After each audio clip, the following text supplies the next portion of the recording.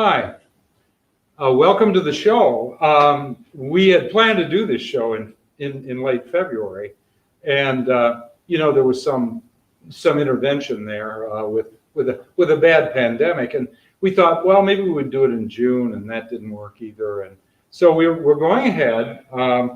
Here we are again, gathered together in the Balkansky room. Not together as we'd like to be, but certainly virtually together. Looking back in time, trying to figure out who we are, and what forces shaped us into who we are now. So the deal is that on March the 12th, 1870, Manodark was granted a city charter by the state legislature. And at the time, Manodark consisted of 5,168 people, and Peter Johnson was the mayor. Since that moment and then some, it's been 150 years. Not bad for a community that nearly died shortly after its birth in 1836, when a horrible depression swept over the country, and virtually everyone fled mostly eastward to get out of a place where nothing was happening economically. 4 families stayed in Manodark until really to the beginning of 1840, and Manodark survived that long, and then was resuscitated by waves of immigrants coming to Wisconsin. Waves of immigrants fleeing famines in Europe, fleeing revolutions and wars, and headed to Wisconsin because in Wisconsin land was still $1.25 an acre.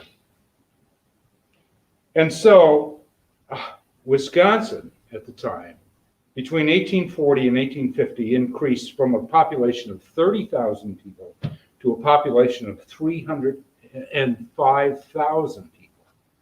And Manodark by 1850 had a population of 1,700.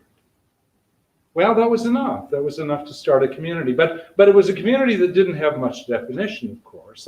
There was a great deal of ethnic diversity, and it was a pretty rough and crude place, mainly making its way on the lumber trade.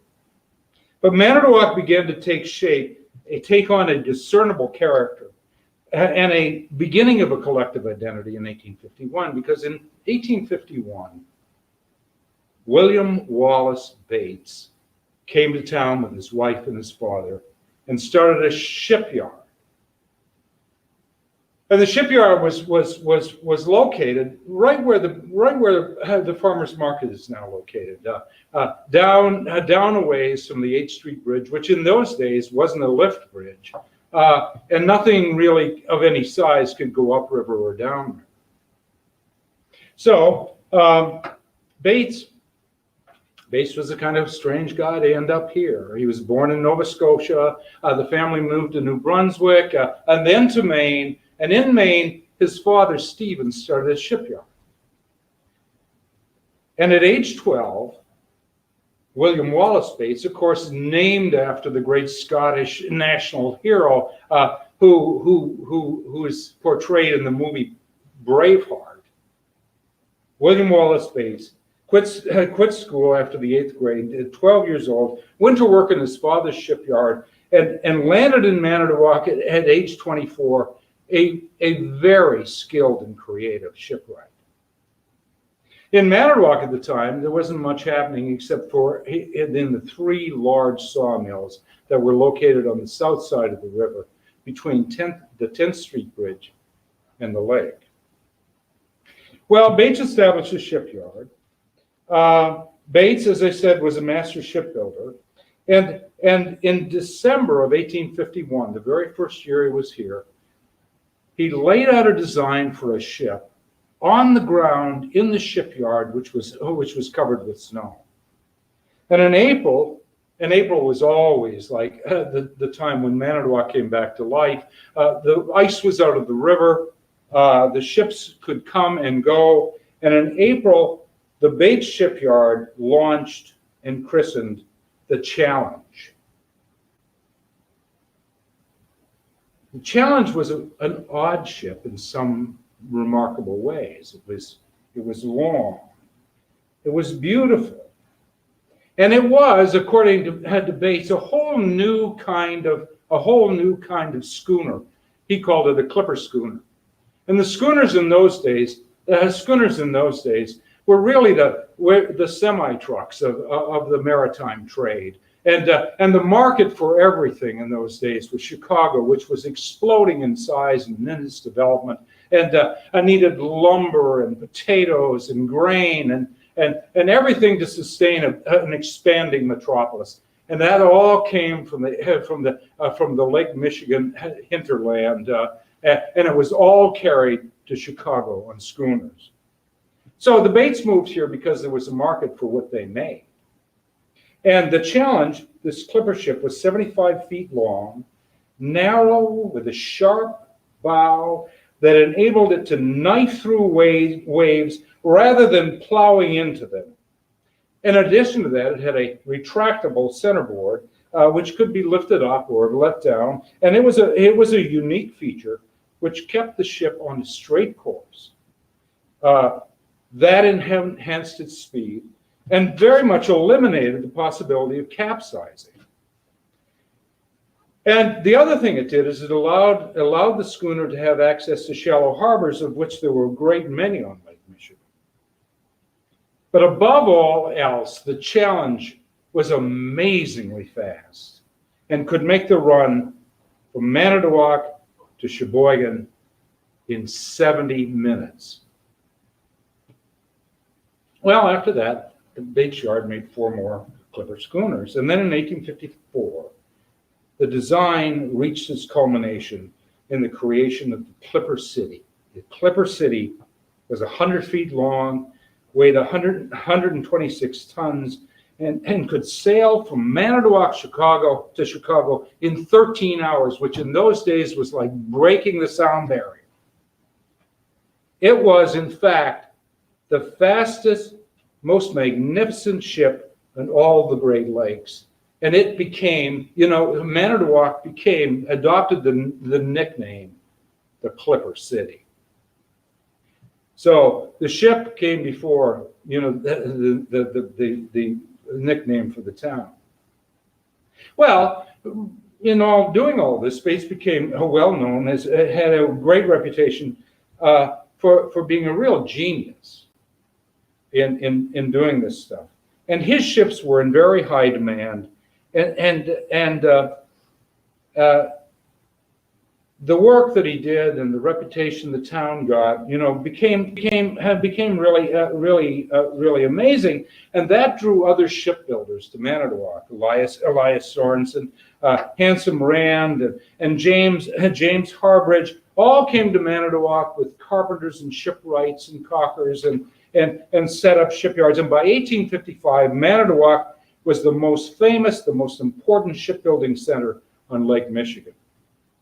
Hence, the beginning of the maritime tradition. So, what I didn't say is what I'm going to talk about is not just the whole history of Manitowoc, but I'm talking about the 5 major events or developments that really shaped this community in a distinctive way. And Bates and the Clipper City and the Challenge, absolutely began to shape Manitowoc into a definable identity. So, the next thing that happened that I think was a big game changer was the coming of the Civil War. In 1860, Manitowoc had a population of 3,071 inhabitants, and it was overflowing with children. Because the people that came here were young, most of them came in couples, and Manodark was starting to blossom some by 1860. Manodark by then had a county jail, a poorhouse, a very expensive brick courthouse, which was more expensive to build than the courthouse in Milwaukee. It also had 5 churches, 4 breweries, 30 taverns, 4 newspapers, 3 schools, 2 bookstores, and a theater. So it wasn't just a collection of huts in a clearing along the lakeshore. And in the election of 1860, Manodark County favored Lincoln over Stephen Douglas by a vote of 2,041 to 1,947. But Manodark was pretty polarized in its politics, pretty diverse in its ethnic makeup, pretty rough in some ways.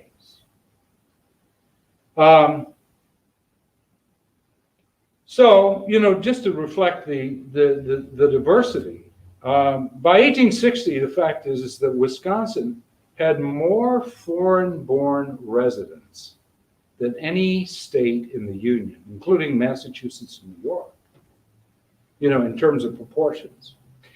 And in 1860, all the official documents published by the county were published in English, German, Norwegian, and French Canadian.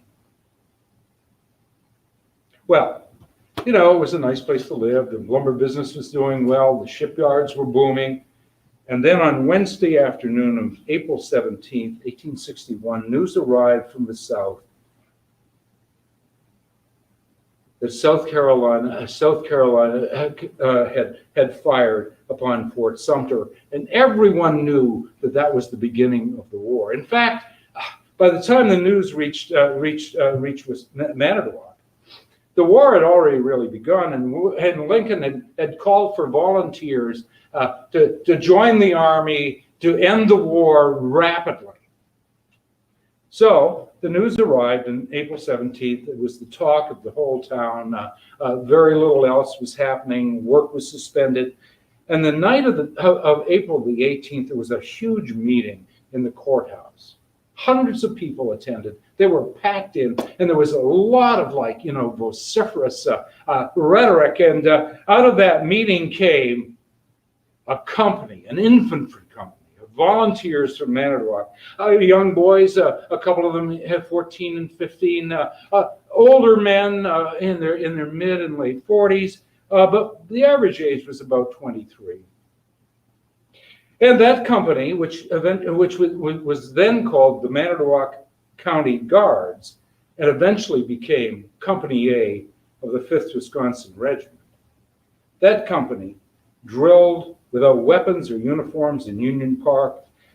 They were presented with a very distinctive flag made by a committee of women from the village.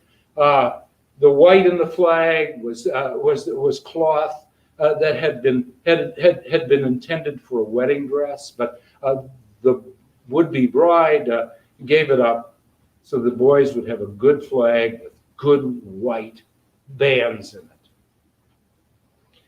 So the regiment that was formed on April the 18th left home for Camp Randall on Sunday, June the 23rd, and there were 106 of them. 42 Americans, 34 Germans, 8 Irishmen, 7 Bohemians, 4 French Canadians, 4 Englishmen, 3 Norwegians, 2 Scots, and a Dutchman. And they departed on the steamship sidewheeler, the Comet. And it was just about dusk when the Comet loosed its ropes and left the pier.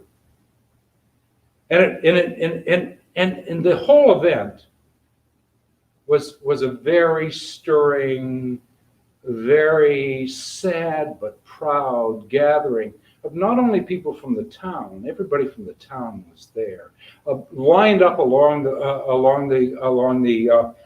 bluff where just above the YMCA, where the YMCA is now. And as the boat headed out into the lake, a great cry went up from these massive people. A great cry went up saying, "Goodbye, good luck, boys, give her hell." And it echoed re-echoed off the bluff and the water, and everyone remarked about how emotional it was and how many people wept.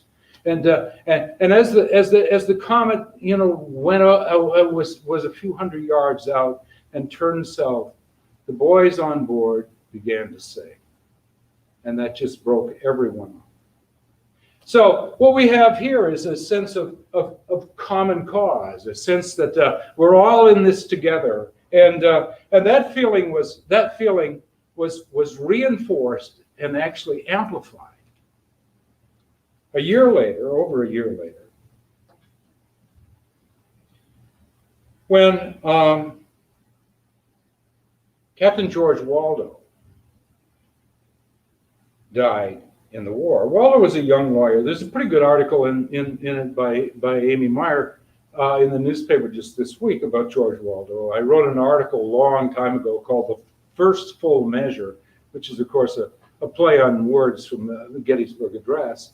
And George Waldo was an important young man. He was a young lawyer from a good North Side family who was expected to rise and be an important person in the world. And George Waldo became the captain of Company E, the 14th Wisconsin Regiment. And on the second day of the Battle of Shiloh, Waldo rushing ahead, leading his men, dramatically, heroically, like they did in the 19th century. Caught a musket ball in the chest, fell to the ground, and died instantly. Well, it was such a loss, such a sacrifice, the sacrifice of, in some ways, of the future hopes of Manodark. And a collection was taken up, and someone was sent south to bring back the body. And the body arrived in Manodark in April 27, on April the 27th, of course, on board the Comet. Waldo's body in a metal casket lay in state in the Masonic Lodge building down on 8th Street, and then on Sunday morning, April the 28th, it was moved to St. James Episcopal Church in the same location that it is now for the funeral rite. And then, accompanied by a great procession of people, George Waldo's final remains were taken to Evergreen Cemetery and buried in a grave that not until recently had a marker on it. But what happened was there was a tremendous gathering of people from the town, from the county, and it was like, an event of great sorrow, but such sweet sorrow, as Shakespeare might say. Such a large concourse was never assembled in Manodark before, observed Jeremiah Crawley, the editor of the Manodark Pilot. And it was all accompanied, Sewell Smith of the Manodark Tribune said, it was all accompanied by sad, solemn music. The wailing of the notes of the death march, the hollow sounds of the muffled drums, the slow, measured tread of the procession, all combined to make the pageant mournfully sublime. So it was theater at the best, but it was theater which, was almost celebrating the fact that Manodark had paid the supreme price, that it had involved itself in the war. The best among them had died for the cause. Manodark, no one could question the village's loyalty and dedication, and no one could contest the bravery of the soldiers. So the Civil War, in many ways, changed the town. The war experience affected everyone. There was an awakening of human sympathies, for nearly every family had a member on the battle line, and they all felt deeply for each other, wrote James Anderson who we've just seen a minute ago. James Anderson was a young Scottish immigrant. This is when he was a judge in Manodark. He survived the war, obviously. Went to college at Lawrence College and read law and became the city attorney and then the circuit judge and served a stint in the state legislature and was a very important man who kept the memory of the war alive until his death at the age of 87 in 1926. But and there were a lot of boys that went off to war. And I keep using the term boys because that's the term that was used at the time to refer to them. And these companies like Company A of the 5th Wisconsin Volunteers was like a community sports team. I mean, they all knew one another. They were all gung ho. They were all they were all writing letters home, and everybody paid very close attention. And the war was very, very personal for the people of the village. 2,467 men, boys, volunteered from Manodark County. Wisconsin was very supportive, and in fact, 48.5% of all the men of military age, that is between the ages of 18 and 45, 49.5% volunteered and served in the military. But the impact was it changed the character of the community, giving it a stronger awareness and connection with the rest of the country, as well as an unusually powerful sense of pride and tragic loss, and of being engaged in something much bigger than itself, something of massive historical significance. And through that, the people acquired a shared historical frame of reference. And through the war, foreigners were transformed into Americans, and the community in Wisconsin had this sense of coming of age, and its people were and regarding themselves as worthy people, as worthy, in fact, as their condescending countrymen in the East. So the Civil War really, Wisconsin shakes sort of the colonial disposition. You know, the East had looked down on Midwesterners. I mean, who would go to Wisconsin in the middle of the 19th century? Well, the losers from the East, you know, the people that couldn't make it in regular society, and all those foreigners. Well, the fact is that all was shed by participating in the war. Well, okay. It also created the generation that led Manodark through the rest of the 19th century. And at the turn of the century, that is in the beginning of the 20th century, Manodark had a population of 11,786 people. But the town was really in a slump at the beginning of the century. In a slump due to the fact that the age of wooden sailing ships, the very thing that had made Manodark so famous and so significant, the age of wooden sailing ships was fast fading into the past, making the city less important and much less prosperous. Well, there were some signs of change. In 1902, Charles West came up from Chicago with Elias Gunnell and bought the declining Manodark Shipbuilding and Dry Dock Company, bought it for a bargain basement price, with the hope of reviving it and maybe soon beginning to make metal plate ships.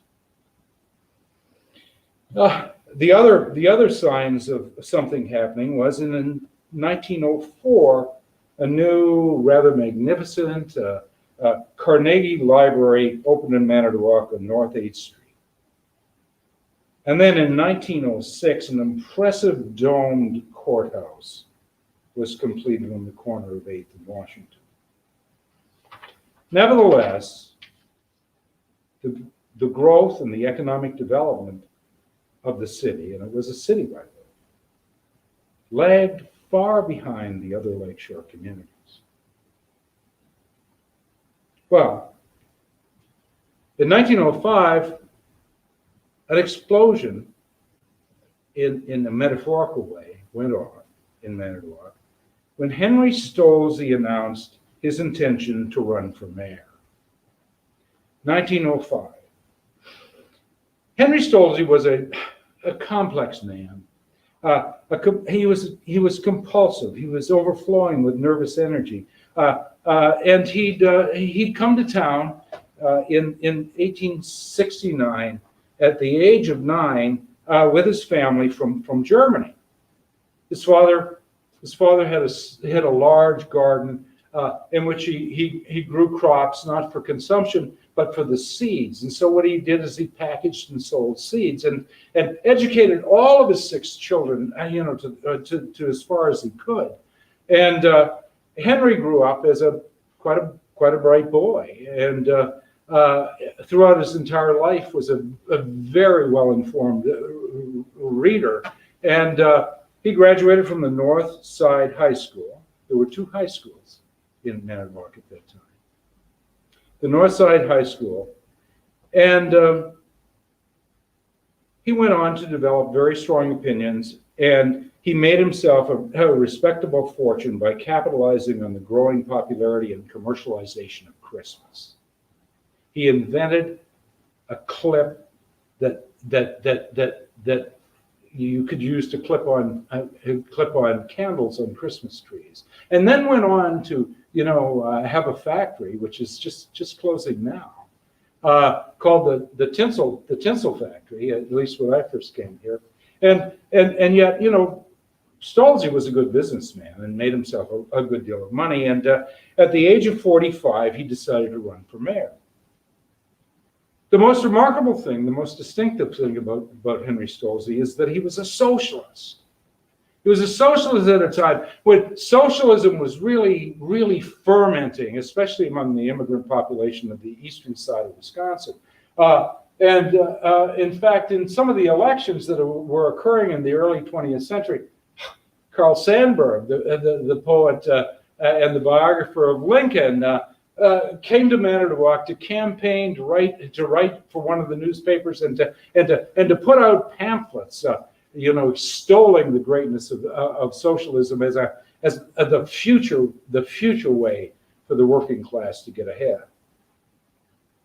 So Stolze was a socialist, and when he declared his candidacy for mayor, he also began advocating that the city take over both the privately owned waterworks and electrical plants, put them together, and run them not for the profit of absentee owners, but to run them for the profit and the good of the community as a whole. Well, you can bet there was a lot of opposition. The community was already somewhat polarized, but boy, Henry Stolze, really became a kind of a hand grenade in the midst of the political environment. In 1905, said the Manitowoc Daily Herald, the community experienced one of the most heated campaigns the city has ever known. Stolze ran against Dr. W.G. Kemper, a conservative Democrat from Yankee Hill. That's what they used to call the hill right where the Raw West Art Museum is. The Yankees all bought property up there and wanted to be up on that hill because in the summertime there was problems with mosquitoes and other insects, and down in the valley there was lots of swamp. So what happened in Manitowoc is that the Yankees who owned the businesses, who owned the shipyards, who owned the big commercial things that were here. They all lived on the north side on the hill where they could catch the breeze to blow the mosquitoes away in the summer, and so they were in their heaven up there on what now is Holy Hill. The immigrants lived on the south side, which was swampy. Or You know, if they came late, they lived up on the hill that became known as Polish Hill. So, Stolze ran against Dr. W.G. Kemper, conservative Democrat, and when the votes were counted, Stolze had won by 95 votes, becoming the first and only socialist mayor in all of Wisconsin. Well, the Democrats and the Republicans closed ranks. They decided that they would go together and nominate only one candidate rather than two in order to build up their total votes so that they could stop Stolze from nationalizing or not socializing anything. In the election in 1907, Stolze was defeated by 43 votes. The only good thing that happened for the left wing in that election is that Peter Rogowski, a socialist, the Polish boss of the Hill, was elected to the city council. And Rogowski created a real organization on the Hill. The poorest people in town, the most despised, the most exploited. And Rogowski's machine basically got together with Henry Stolze's socialists.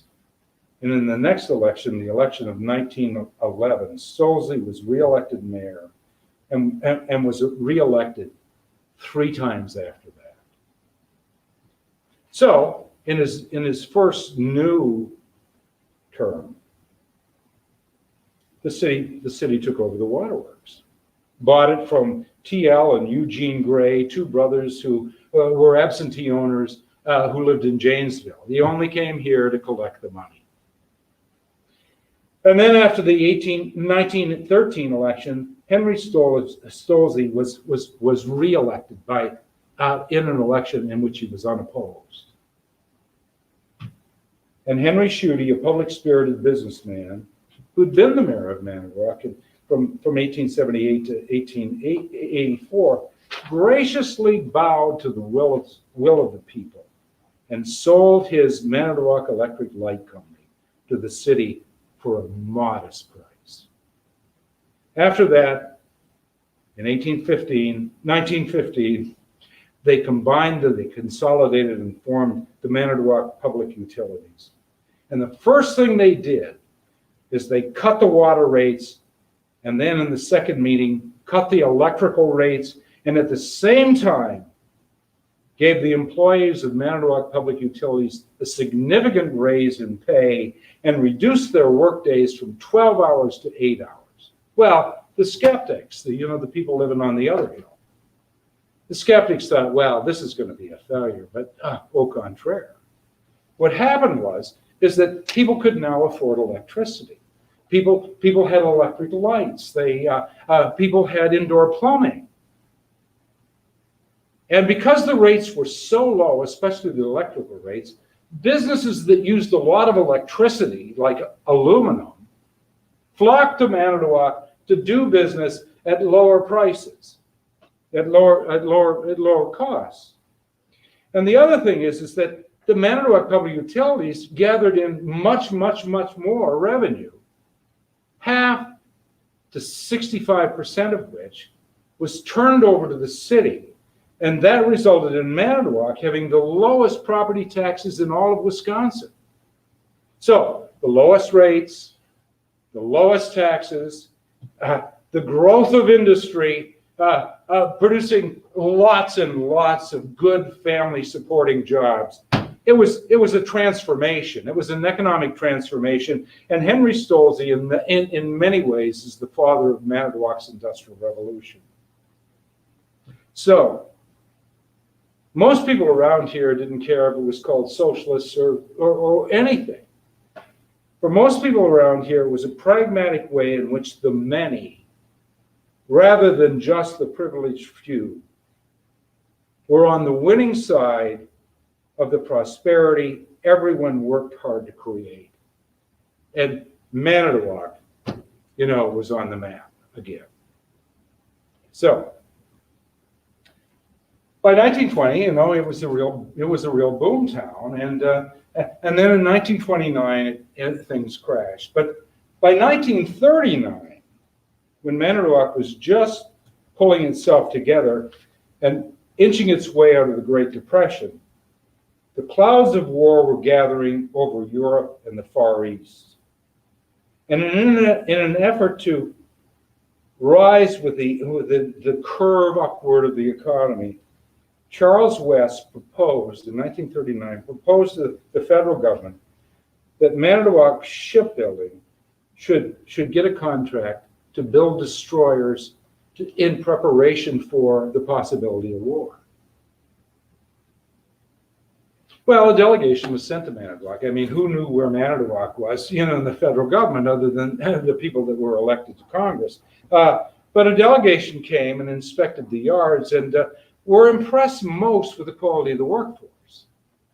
It was a very well-disciplined, a very highly skilled workforce. And they went back to Washington, and soon after that, the Manitowoc Shipbuilding Company was offered a contract to build 10 submarines in 5 years. 10 submarines in 5 years. West was disappointed that they weren't destroyers because the company had no experience with anything other than surface vessels.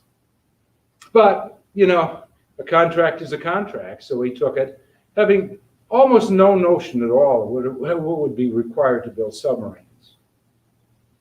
But once the contract was signed, Charles's son, 34-year-old John D. West, who up until that time had been the superintendent of the machine shop, stepped up and proved himself to be a brilliant, creative engineer, inventor, and innovator. John West was a graduate of Lincoln High School. Smart guy. He was a graduate of Lincoln High School, had graduated from Beloit College, and had gone on to Cornell University School of Engineering.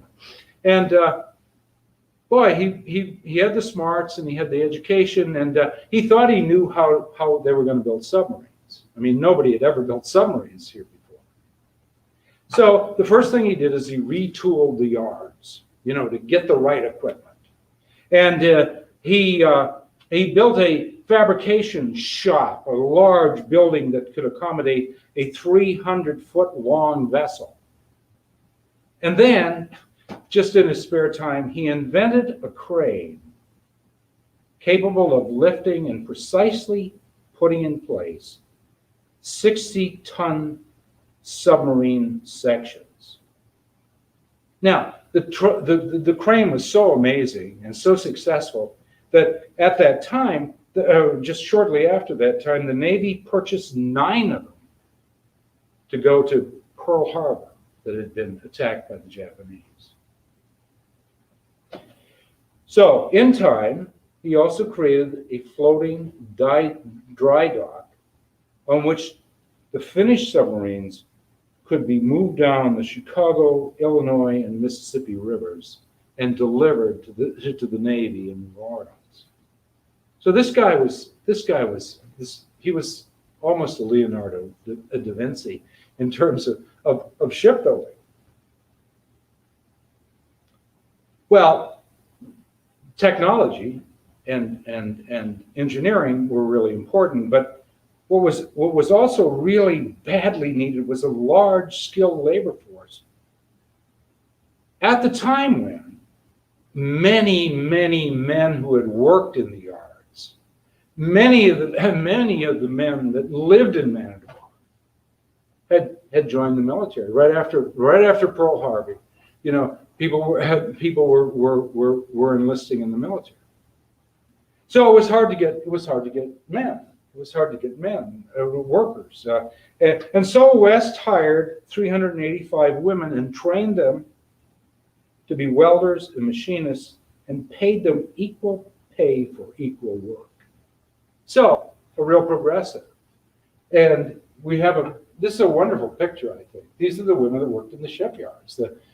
Obviously, they were trained to be welders. And women were kind of an indispensable part of the whole submarine building project. Well, eventually, when draft deferments became available, John D. West assembled a labor force of 7,000 workers and built Custerdale to house them. The very first, can you turn back? The very first of the submarines was the Pado. This is the Pado here. The first Manodark submarine to be completed, and it was launched on April 30th, 1942.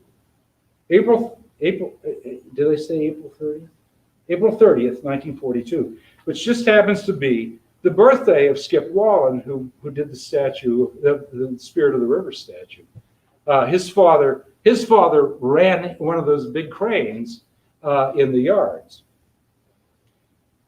And the Pado was delivered to New Orleans on January the 11th, 1943, 288 days ahead of schedule.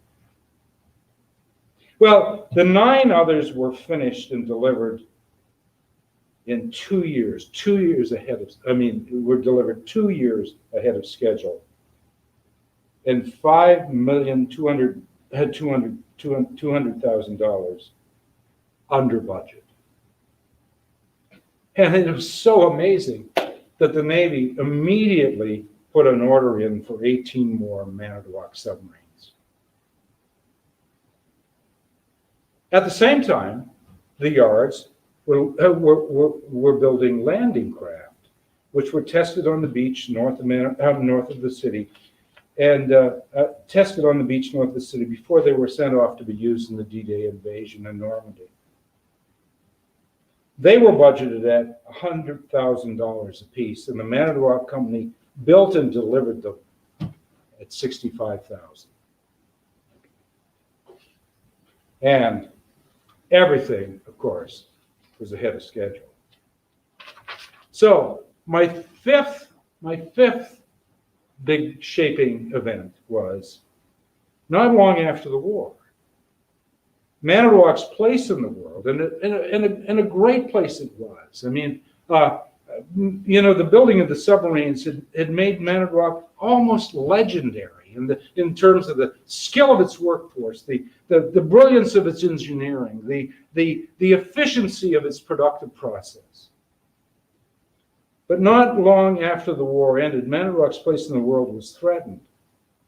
See, by the mid-1950s, ships on the Great Lakes were becoming increasingly gigantic.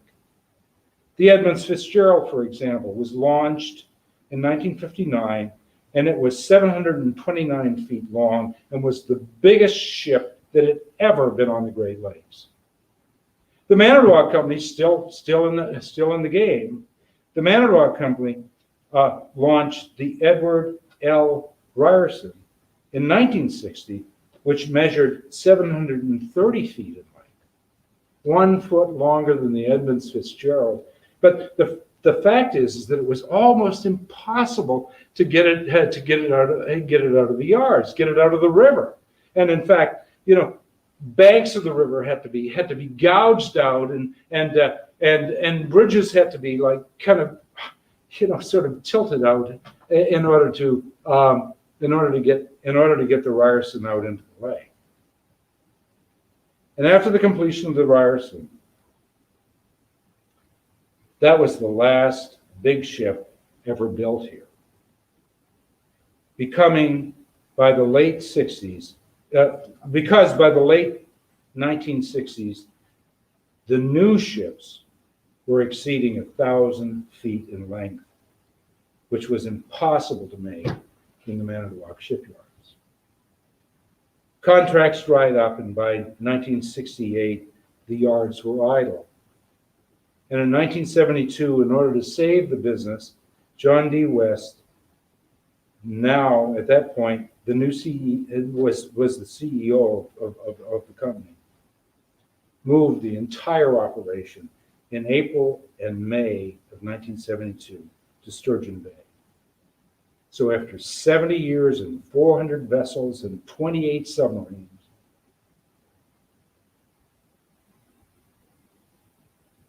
the building of great ships in Manodark had come to an abrupt and unceremonious end, and at the great expense of the collective identity. The sports teams at Lincoln High School were known as the shipbuilders. But what could that possibly signify after ships were no longer being built here? See, what happened to Manodark in 1972 was sort of analogous to how things would go down in Green Bay if the Packers suddenly left town. I mean, Green Bay is, famous for the Packers and maybe not a lot else. Manodark was famous for its shipyards, for its workforce, for the vessels it produced. And now all of a sudden, that was gone. So Manodark had lost forever what had made it Manodark. And ever since the arrival, and it had made it Manodark ever since the arrival of William Wallace Bates and the launching of the Challenger. But since then, we've engaged in an inner search to rediscover who and what distinguished us, what distinguished Manodark from Sheboygan, from you name it. And now, and to really discern what now made us significant and different and cool. And in that search, we turned, as we always have, we turned towards the lake and we looked into our history. Thanks, folks. We've done our assignment that started in February, and now we know where we came from.